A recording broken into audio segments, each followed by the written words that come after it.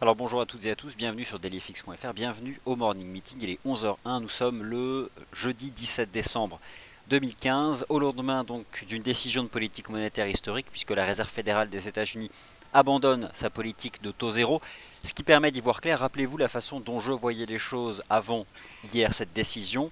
J'avais expliqué que à la clôture de Wall Street, on aurait la tendance pour la fin d'année, et bien cette tendance sur les actions sera haussière. J'avais expliqué qu'à la clôture de la session US, on aurait la tendance sur le dollar américain, et bien cette tendance sera haussière, ainsi que donc une pression négative sur le prix des matières premières.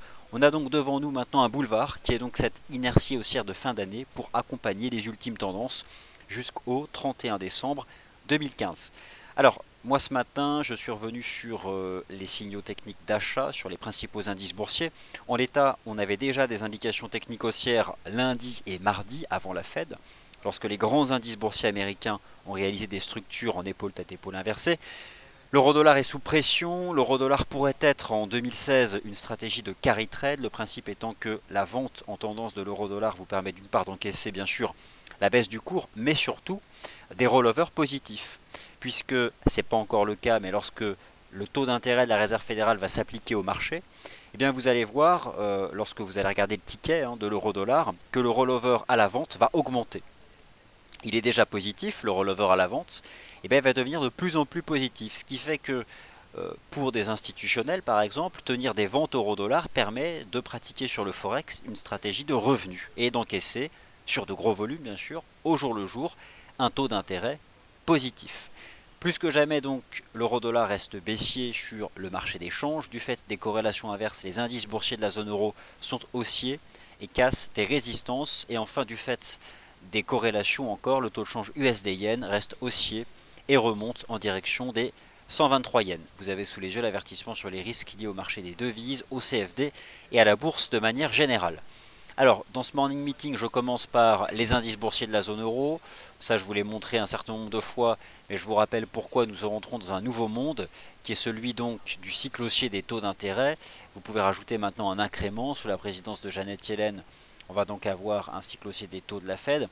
Vous avez ici le tableau des projections macroéconomiques de la Réserve fédérale pour 2016, et vous n'avez pas manqué d'observer que pour 2016, la Réserve fédérale envisage d'ici la fin d'année de remonter son taux principal à 1,4%. Si la BCE laisse ses taux inchangés, pour le coup, le rollover positif à la vente sur l'euro-dollar va devenir de plus en plus positif. Alors où se situe-t-il actuellement? Il vous suffit d'aller voir sur la plateforme de trading. Vous avez un rollover vendeur actuellement de 12 centimes. Et bien ce rollover va devenir de plus en plus positif déjà dès la semaine prochaine lorsque la Fed, lorsqu'on va appliquer sur le marché monétaire les nouveaux taux d'intérêt de la Fed, et cela pourrait prendre de l'ampleur tout au long de l'année 2016. Alors, que dire sur les marchés actions de la zone euro? Ils sont haussiers, ces marchés actions. Nous sommes dans cette inertie haussière de fin d'année, le traditionnel rallye de Noël qui statistiquement d'ailleurs se déploie à partir de la troisième semaine de trading du mois de décembre. Je vous avais reproposé un article à ce sujet. Si ça vous intéresse, je vous en redonne le lien. Alors bon, tout ça, ce sont des statistiques historiques, ça vaut ce que ça vaut, mais en l'état, on est maintenant dans les conditions de cette inertie haussière de fin d'année. Voilà, ça c'était l'article que j'avais écrit, Rallye de Noël en 2015.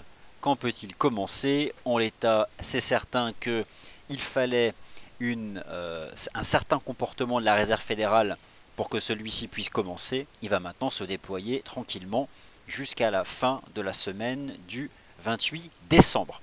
Maintenant, que nous dit l'analyse technique? L'analyse technique des actions de la zone euro est haussière. L'Eurostoxx 50, qui est le benchmark international pour se positionner vis-à-vis des actions de la zone euro, a donc formé un solide support sur le niveau des 3140 points. Il est sorti par l'eau d'un canal de baisse. Il réintègre les 3300 points. Les 3300 points qui avaient été résistance en août, qui avait été cassé à la hausse le 22 octobre dernier dans le sillage d'une conférence de presse de Mario Draghi, qui avait servi de support le 16 novembre, qui a été brisé suite à la déception de la BCE et qui est refranchi, activant une structure de creux en V-bottom ou en épaule-tête-épaule inversée, à l'image de ce que nous avons sur les indices boursiers américains. Je suis plus que jamais haussier sur les indices boursiers de la zone euro et je vise 3372 sur l'Eurostoxx 50. Et je resterai donc haussier sur le DAX, le CAC 40, le MIB et l'IBEX jusqu'à ce que l'Eurostoxx 50 ait atteint les 3372 points. Et ces 3372 points de l'Eurostoxx 50 seront donc mon guide pour la suite des événements. On a quelque chose donc de très similaire sur le CAC et le DAX. Le DAX qui lui a cassé la résistance à 10 573, activant une structure en épaule tête épaule inversée, à l'image de ce que nous avons à Wall Street depuis le début de la semaine. J'ai proposé ce matin un objectif de cours à 10 800. Je pense qu'on va aller le chercher et je pense même qu'on peut le relever et je ne serais pas surpris de voir le DAX remonter jusqu'à 10 866 avec un Eurostoxx 50 qui remonterait à 3372 points. C'est donc la traditionnelle inertie haussière de fin d'année qui est confortée par une corrélation inverse qui est en place depuis un certain nombre de mois, qui est celle inversement corrélée avec la dynamique du taux de change euro-dollar, qui est donc lui sorti par le bas d'une structure en biseau ascendant et qui devrait rejoindre les 1,08 $. Les 1,08 $ qui sont au fond la frontière chartiste qui met en décembre en équilibre l'effet haussier de la BCE et l'effet baissier de la Fed. Balle au centre sur le taux de change euro-dollar. Balle au centre, pourquoi? Parce que pour vraiment baisser, le marché a besoin d'acquérir la conviction que la Fed va effectivement relever davantage ses taux en 2016. Ce qui, du point de vue en effet du rollover, ferait à ce moment-là de la stratégie de vente de l'euro-dollar une stratégie de carry trade, ce qui n'était pas le cas en 2015. C'est-à-dire qu'en 2015, la baisse de l'euro-dollar permettait d'encaisser la baisse du cours à travers des stratégies classiques de vente d'un taux de change. Cela pourrait être augmenté d'une stratégie de revenus récurrents puisque le rollover c'est chaque jour. Le rollover à la vente sur l'euro-dollar, là il est de 12 centimes, c'est pas grand chose. Mais ça ne tient pas compte encore du relèvement des taux de la Fed qui rentre en action la semaine prochaine. Donc je pense que dès la semaine prochaine, vous allez voir ce rollover à la vente augmenter et augmenter davantage si jamais la Fed fait comme elle envisage de le faire selon ses projections macroéconomiques, à savoir qu'elle relève en 2016 4 fois ses taux pour porter son taux d'intérêt des Fed Funds à 1,4%. Ce qui n'est absolument pas acquis, puisqu'hier la Fed, elle a certes été hawkish, mais elle a été hawkish tout en étant dovish. Elle a été dove hawkish, si vous voulez. C'est-à-dire qu'on ne comprend pas grand-chose en fait, parce qu'elle relève ses taux, mais elle parle aussi de risque. Elle relève ses taux, elle dit qu'elle relèvera ses taux, mais elle dit aussi qu'elle restera accommodante. Allez comprendre réellement ce qui se cache derrière cette action de la Réserve fédérale, probablement avant tout une action de crédibilité, puisqu'il était temps qu'elle agisse pour tenir compte de ses objectifs macroéconomiques qui sont atteints. 5% pour le taux de chômage, 2% pour l'inflation à la consommation, elle devait faire quelque chose, ça ne garantit pas qu'elle agira en 2016. C'est pourquoi sur le taux de change euro-dollar, je dirais balle au centre. Et au final, sur ce graphique en données horaires, vous avez en bas de graphique le biseau descendant de la BCE, avec 500 pips de hausse, et vous avez en haut le biseau ascendant de la Fed. Et ce qui est intéressant, c'est que le niveau des 1,08 constitue la partie supérieure du biseau descendant de la BCE, et les 1,08 constituent la partie basse du biseau ascendant de la Réserve fédérale. Moi j'ai cette conviction au fond que d'ici la fin d'année, on peut aller chercher 1,08. Bon, on a fait 1,0828, donc peut-être, je pense qu'on ira chercher 1,08. Ce qui permettra donc au DAX d'aller chercher ses 10 800, 10 850, à l'Eurostoxx 50 d'aller chercher ses 3370 et au CAC 40 d'aller chercher 4775, 4800 qui sont des objectifs de cours ici donc de l'analyse technique.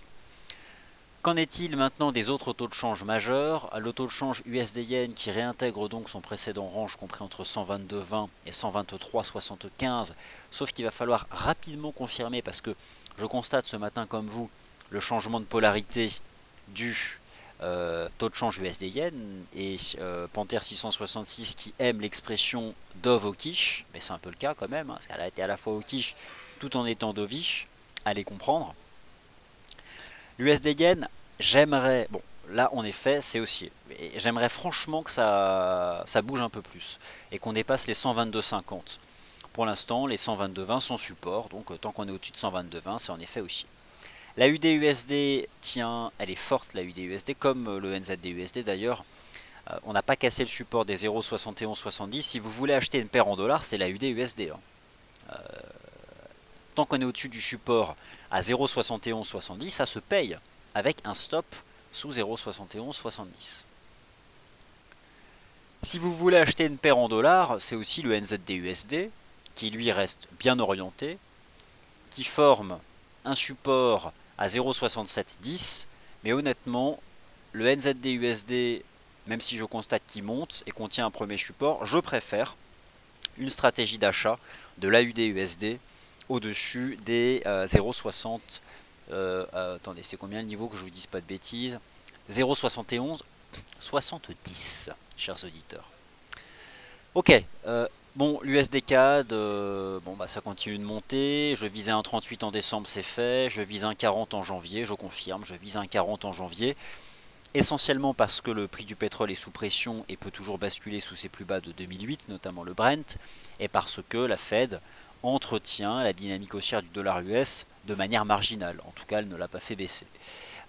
Premier support à 1,3757 sur le taux de change USD CAD. Tous les voyants semblent au vert sur ce marché et on devrait lors des prochaines heures remonter en direction des 1,3850. Si on dépasse un 38,50, aller chercher un 39. Si on dépasse un 39, aller chercher un 39,50, etc. etc. Tout comme j'ai le sentiment que le prix du pétrole va retomber en direction de ses récents plus bas. Le Bund remonte après avoir hier corrigé dans un premier temps suite à la réserve fédérale. Le Bund se reprend. Pourquoi est-ce que le Bund se reprend? Parce que les taux obligataires reculent au sein de la zone euro. Le marché se projette à nouveau sur l'année 2016, à savoir le fait que chaque mois la BCE rachète des titres de dette, que la BCE est susceptible encore de baisser ses taux d'intérêt. Ça exerce une pression négative sur les rendements obligataires au sein de la zone euro. Ça soutient le prix du Bund, qui peut donc toujours remonter en direction de ses sommets historiques à 160 et 160,70. Et cette remontée du Bund, traduisant une baisse des taux obligataires au sein de la zone euro, va aussi dans le sens d'une dépréciation du taux de change euro-dollar, qui devrait, je pense, avant la fin d'année, retomber en direction des 1,08, mais pas forcément plus bas. C'est-à-dire que je pensais à ça hier soir, je me dis, il serait bien capable l'euro-dollar de clôturer l'année à 1,08 en plein milieu du range du mois de décembre, soutenu par l'effet BCE et pressurisé par l'effet Fed. C'est pas forcément là où vous avez du directionnel, l'euro-dollar. Il ne faut pas s'enfermer sur l'euro-dollar.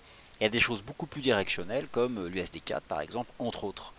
Qu'en est-il maintenant du GBP-USD? Le GBP-USD lui aussi subit, mais c'est pas très net non plus, l'effet de la réserve fédérale des États-Unis. Le GBP-USD il est toujours dans une espèce de compression plus ou moins autour des 1,50 $. C'est vraiment pas clair en tendance. Moi, le GBP-USD, je ne sais plus quoi en penser. Ce que je dois quand même souligner, c'est qu'on est sorti par le bas d'un canal haussier, donc c'est plutôt baissier, et que petit à petit, un peu comme l'euro-dollar, on devrait retomber en direction des 1,49, mais pas forcément beaucoup plus bas. Voilà. Ok, maintenant les métaux précieux, je vais chercher l'once d'or. L'once d'or c'est pareil, hier avec la Fed, il a fait le canal dans toute son amplitude, ce canal de baisse à faible pente. Je note le support à 1058, la résistance à 1080, et là, eh bien, on est en plein milieu. Aucune idée de la direction que va prendre le métal jaune d'ici la fin d'année, peut-être aucune direction, ou une légère dépréciation dans ce canal de baisse en place depuis le 7 décembre.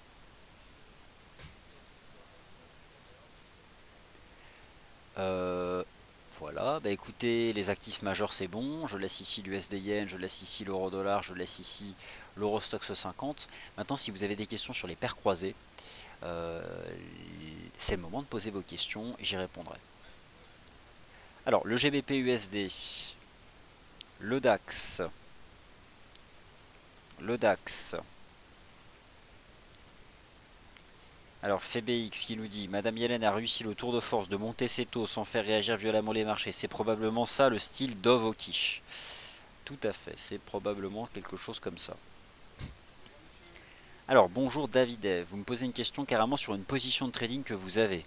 Alors, je la montre à tout le monde, votre position de trading. Je ne sais pas si vous êtes sur un compte réel ou un compte de démo, mais a priori, vous êtes à l'achat à 10 130 sur le DAX. Donc, forcément, vous avez une position qui va faire rêver les traders. Vous avez acheté presque au plus bas. Qu'est-ce que j'en pense? Votre question, c'est qu'est-ce que je pense de votre position à l'achat du DAX à 10 130? Bah, c'est une bonne position, hein. Vous êtes dans la dynamique en place depuis le début de la semaine de reprise des marchés actions. Je pense que vous devez gérer votre risque, remonter le stop, viser 10 800 points, mais probablement viser davantage. Si je devais vous donner un objectif de cours sur le DAX, on va dire avant Noël, ce serait 10 866. Je pense qu'on va remonter à 10 866, qui avait été le point de décrochage de la BCE du 3 décembre. Si vous vous remettez ici sur le DAX, le support qu'avait cassé le DAX avec la BCE, c'était 10 866. C'était le point bas du 24 novembre. Donc voilà, je pense que vous pouvez viser ça et prendre vos bénéfices tranquillement ou remonter sérieusement vos stops. Une autre façon de faire, si vous ne savez pas quand sortir de vos positions à l'achat sur le DAX, bah vous pouvez éventuellement les tenir jusqu'à ce que l'euro-dollar retombe à 1,08. Et vers 1,08, 1,0810, étant donné que c'est un fort support et qu'honnêtement, moi à 1,08, l'euro-dollar, j'achète. Il y a quand même l'effet BCE. Ça n'a pas changé. Donc, si on retombe 40 ou 50 pips plus bas sur l'euro-dollar, ce sera peut-être le moment de sortir de vos achats sur le DAX, voire de le shorter hein, s'il est sous résistance pour un repli sous des objectifs de cours.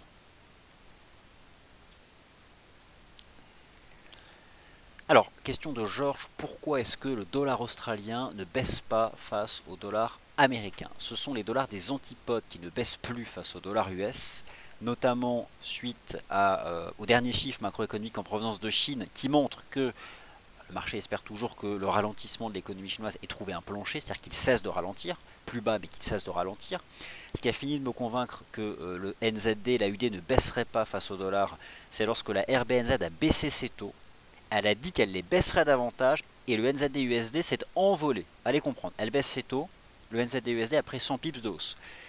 Ça a fini de me convaincre qu'il fallait pas shorter le NZD-USD et qu'il fallait pas shorter la UD-USD. En tout cas, sur la UD-USD, pas tant que les 0,7160 10 sont support. Si par contre ça casse, bah là en effet on baissera à 0,70.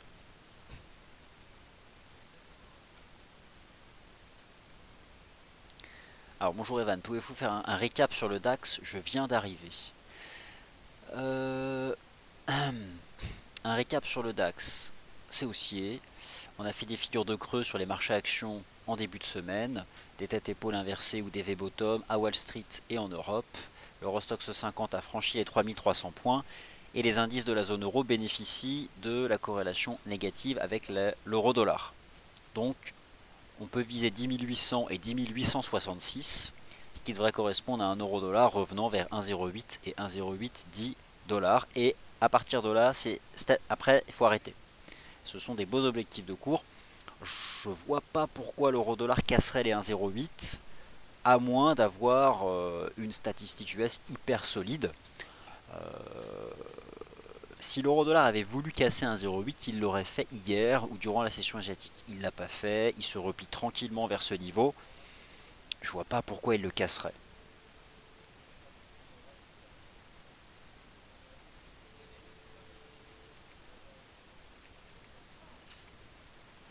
Alors,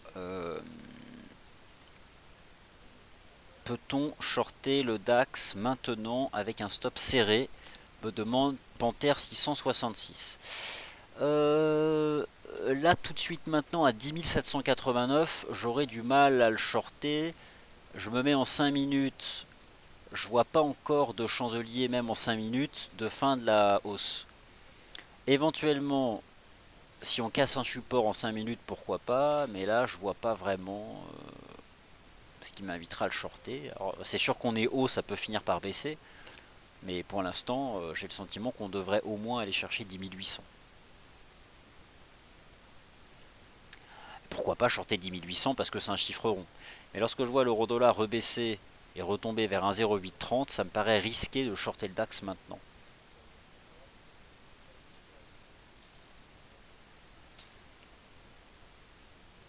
Éventuellement, si vous voulez shorter le DAX, attendez que l'eurodoll retombe à 1,08 et quand on sera sur support, et ben là pourquoi pas.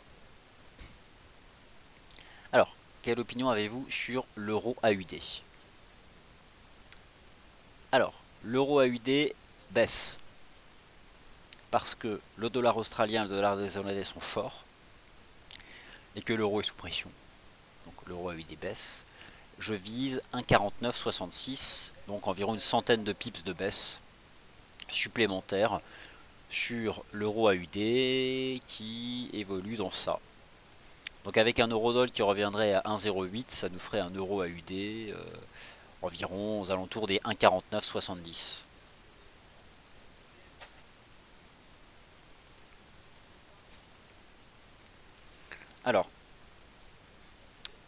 Alors, Panther 666 nous précise qu'un signal de vente sur le DAX serait de casser les 10 770. Alors, c'est possible. Si je vais sur le DAX en 5 minutes, les 10 770 sont le premier support swing horizontal. Donc en effet, casser ce niveau-là, 10 765, ce serait un signal de vente. Mais pour l'instant, bon bah, on est au-dessus, quoi. Donc ça reste haussier.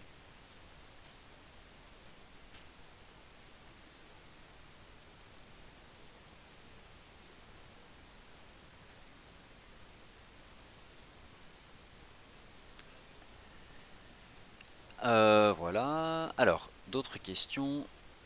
Rebonjour. Pourquoi les bons chiffres à 10h30 font chuter la livre sterling? Alors, la livre sterling n'a pas chuté. Je pense qu'elle subit comme l'euro pour l'instant le dollar US.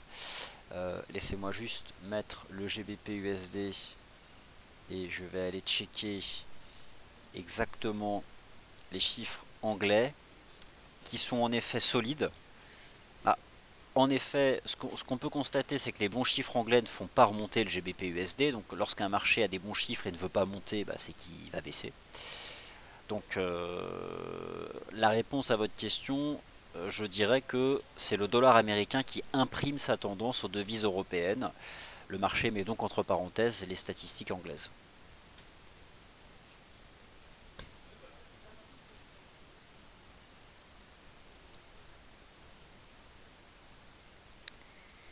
Bonjour Thierry BX, nous sommes sur résistance sur le DAX à 10 793. Alors, je vous dirais une chose. Vous êtes nombreux à me demander où shorter le DAX. Moi, j'aurais tendance à vous dire, suivez la tendance. Au moins jusqu'à 10 800, voire 10 866. Je serais plus rassuré finalement de voir dans le chat des questions du type comment gérer ma position à l'achat. Parce que là, vous seriez dans la direction du marché. L'idée, c'est quoi? C'est probablement pour l'instant un mauvais timing de chercher à shorter le DAX parce qu'il reste dans une espèce d'inertie haussière en enchaînant ses chandeliers horaires positifs. Attendez au moins qu'il casse un support si vous voulez shorter parce qu'à un moment ou à un autre ça va baisser. Là j'ai le sentiment quand même qu'on va tenter de casser les 10 800 pour aller chercher un peu plus haut parce que l'euro dollar est en train de casser un petit support intraday et retombe vers un 0,830.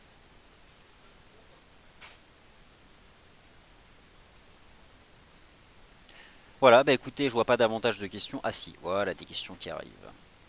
Alors, quelle est mon opinion sur l'argent? Mon opinion sur l'argent? Aucune opinion. Je ne sais pas quoi penser de l'argent. C'est graphiquement, j'ai j'ai pas d'opinion. Je vais vous dire une bêtise en fait, si je vous donne une opinion sur l'argent. Donc j'ai pas d'opinion.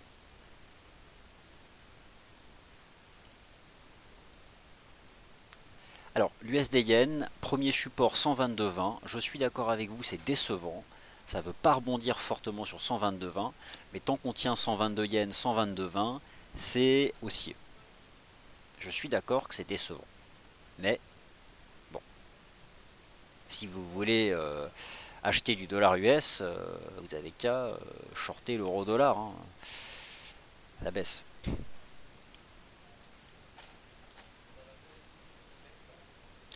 Ok, bah écoutez, j'ai répondu à toutes vos questions. Il n'y en a pas davantage. Merci d'avoir été attentif. Vous retrouvez Sylvain à 13h pour le suivi de ses stratégies intraday dans le 13h des day traders. Puis moi je vous retrouve à l'ouverture de Wall Street. De toute façon maintenant on va se calmer, hein. On va essayer de suivre les tendances jusqu'à la fin d'année. Demain il y a la conférence en ligne. Je vous remercie hier d'avoir été environ 1000 à suivre le live de Sylvain et moi-même. Merci de votre fidélité. Et donc à tout à l'heure dans le Wall Street Insider.